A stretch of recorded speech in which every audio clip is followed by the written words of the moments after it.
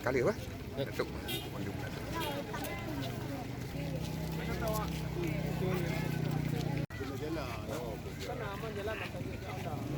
Syederalun Ulama Karismatik Aceh Tengku Haji Abu Muhammad Amin atau kerap disapa Abu Tumin Blangblahde melakukan pesiju Balerum Gepo Aceh. Proses tepung tawar ini dilakukan Abu Tumin bersama Abu Kene di Kecamatan Mane, Pidi. Kegiatan ini sebagai upaya melestarikan peninggalan sejarah Kesultanan Aceh Iskandar Muda. Abu Tumin secara khusus mengambil sejumlah barang peninggalan sejarah berupa pedang dan bendera alam Pedeng Kerajaan Aceh. Acara itu dihadiri ratusan masyarakat yang didominasi kaum wanita.